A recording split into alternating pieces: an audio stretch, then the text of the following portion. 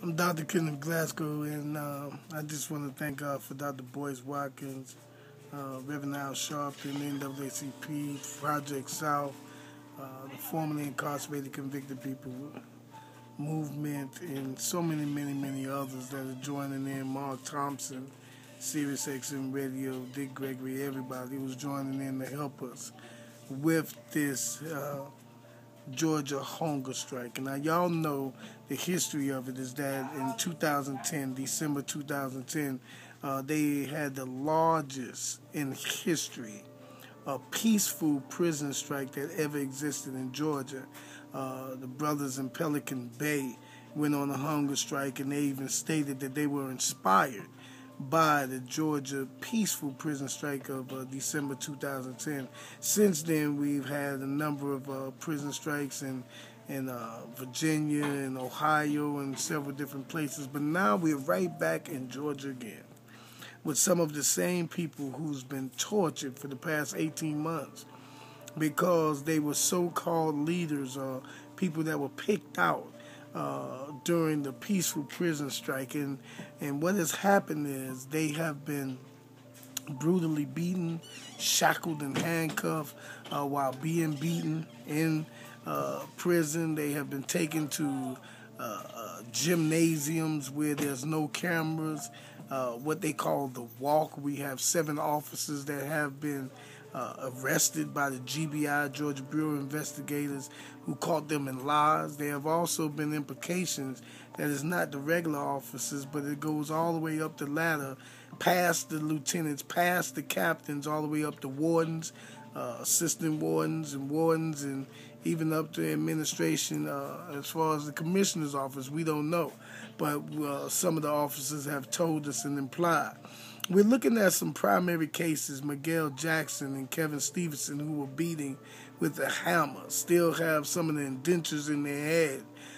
Couldn't even get medical treatment, so therefore it led to this hunger strike because they couldn't get medical treatment, couldn't get visitation, couldn't get.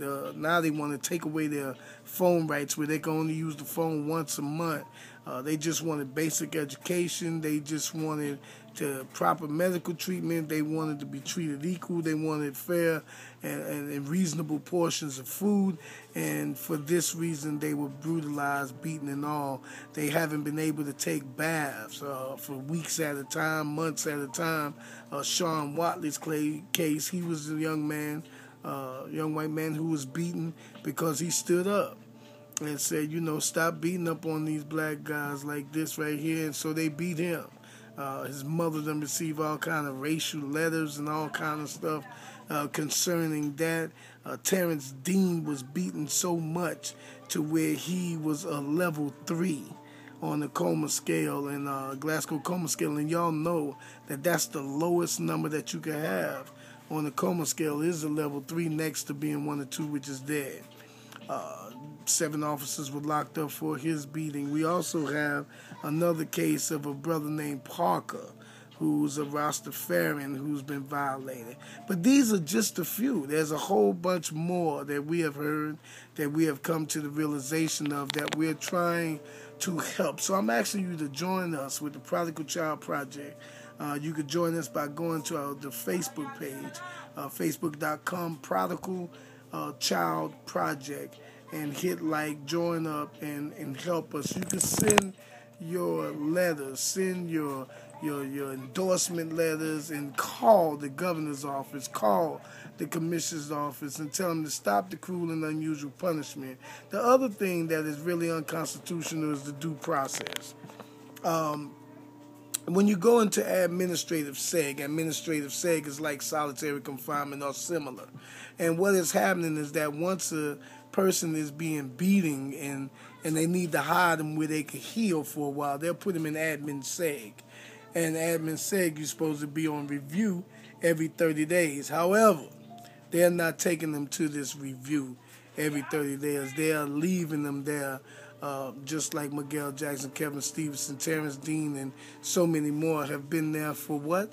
Over 18 months without even going back up for review. So what we're asking, not only for this Friday, June 29th from 10 to 2 in front of the state capitol in Atlanta. We're asking from now on, we're asking the Department of Justice to come in and investigate this, being that we have documentation of all these things happening.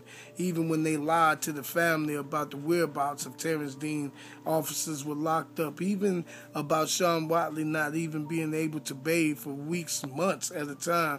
Even where they have a record, they've been following them around with a video camera so we could see we haven't been able to go to recreation or anything like that. Even though they're pushing and provoking these brothers to become unpeaceful, these brothers have broken all kinds of segregating in lines that keep us apart from each other.